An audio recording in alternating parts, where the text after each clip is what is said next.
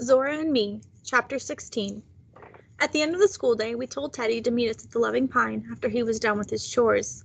We had serious business to discuss. When he finally scooched down next to me under the awning of the Loving Pine, I realized how much I'd been missing his company. Even though I'd seen him in school that day and the day before, something about Teddy nicked my heart with longing. We were almost all alone together except for Zora. It occurred to me that for a very long time, I had wanted just that, to be all alone with Teddy. I didn't want to kiss him or anything lovey-dovey. I just wanted to watch how he looked at the sky and put his hands in his pockets when he wasn't trying to impress anybody, when he was just being himself. What's that? Teddy reached for the brown paper parcel Zora had meticulously rewrapped and tied, but she held it out of reach. Just wait. So we told him the whole story of how we had discovered the book in Lake Matland, and about what Mr. Ambrose said, and how the book was waiting for Zora when we got back to her house after the fight at recess with Stella Brazel and Henny. Zora did most of the telling, but I put in a lot of details she forgot. Teddy listened with big-eyed attention. Zora put up her right hand. Before we go any further, do you both swear to keep the secrets we know and the secrets we learned? We put up our right hands. We swear. All right, then. Zora untied the twine holding the book, unfolded the paper with the same care she'd shown the day before, picked up the book, and held the cover for Teddy to see. His eyes bugged when he saw the myth and lore of Gator Country stamped on the front and the picture beneath it, but this time he knew better than to reach for the book. Zora opened the book in her lap. She ran her finger down the table of contents. Listen to this. Zora turned to a page somewhere in the middle of the big book. She started to read out loud. This is called The Envious Gator King. Once upon a time, Zora began, there was a gator named Cain. He was 20 feet long and weighed nearly a ton. Besides his extraordinary length and prodigious weight, Zora spoke the long words slowly, savoring them on her tongue. There were other salient features by which Cain differed from other gators. For one, his scales were not green, like those of gators who make their home in algae-laden waters, nor were they brown or black, like the scales of those gators who bask beneath the shade of overlying trees. Cain's scaly armor was bone white, and he floated around his swamp like a maleficent ghost. Zora's voice trailed off after the last word.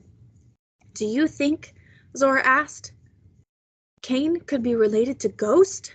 But Cain is white, and we've seen Ghost with our own eyes, and he wasn't white, I said. He was plain old dark green. That don't mean they can't be related, Teddy said. Look at Henny Clark's mother. She real light skin while Henny is chocolate brown. Color difference don't mean folks ain't related. Why can't the same go for gators?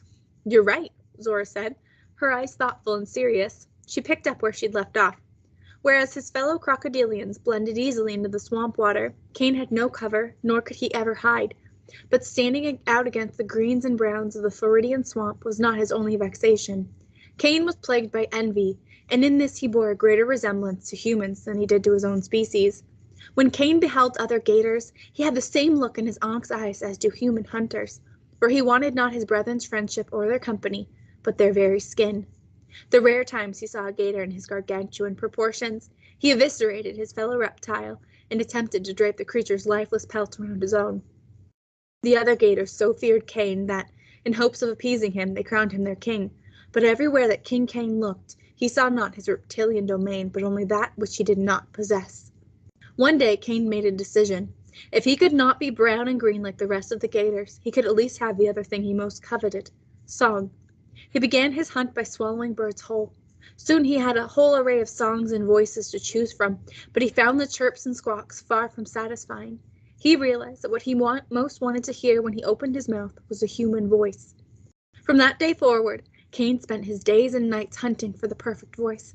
He cut off heads and tore out throats with his razor-sharp teeth to extract the voice he sought, but always in vain. For each time he tried to sing with a borrowed voice, all that came out were the moans of his wretched victims. Teddy and I didn't move a muscle. Zora continued, rushing now to the end. King Cain's reign of terror lasted over 100 years. When he finally died, heavy with disappointment and not achieving his life's goal, his bone-white body sank to the bottom of the swamp.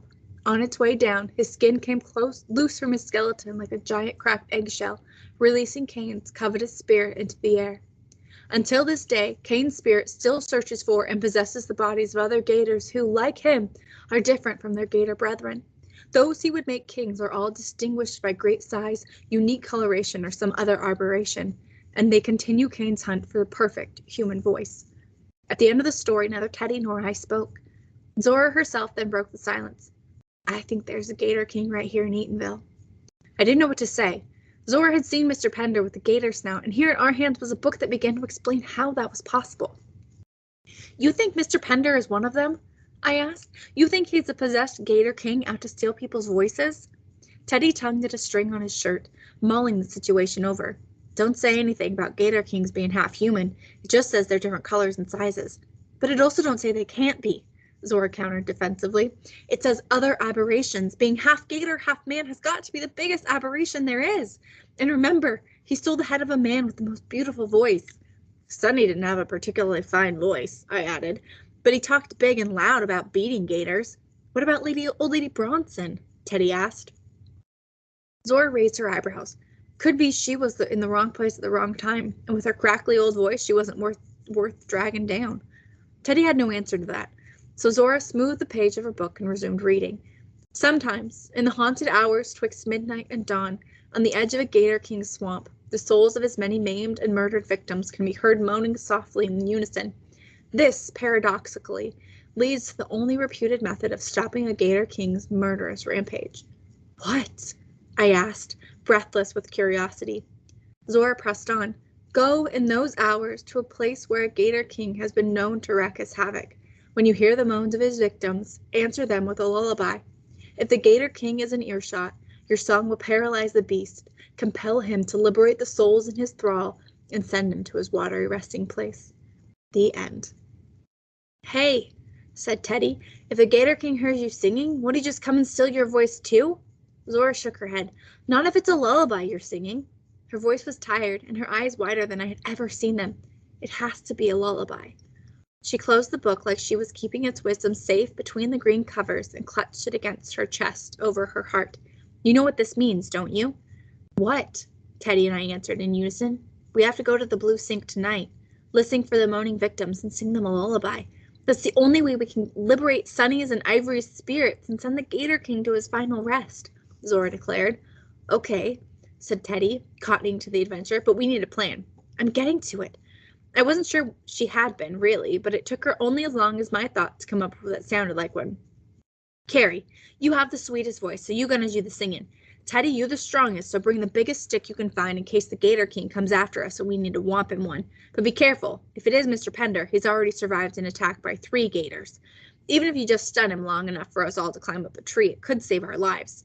For a second, I thought about the Gator King trying to steal my voice, but then I pictured Teddy crashing a tree branch on the gator's head and us scrambling out of the way. And what about you, Colonel? Teddy asked. You gonna wait for us back at the fort? I'm gonna bring this here book, she said, patting it. Everything we need to know is right in here. Then she got even more serious. Wait a little while, till you know everybody in your house is good and asleep, then sneak out real quiet and come to Blue Sink as fast as you can. I know I don't want to be waiting out there by myself late at night, full moon or no. Ain't you scared? I asked. I meant to say I'm scared, but it didn't come out that way. Yes, she answered. We have to do it, scared or not. Teddy couldn't resist. Well, actually, he said, I'm not. The 3 of us burst out laughing, and I felt the weight of sadness lift slightly in me for the first time since Ivory died. We would be the looking and finding folks like in his song. We would look for his spirit and find it, and we would set it free. I just hoped that the Gator King, whoever he was, knew enough to be paralyzed by my singing, not tempted by it.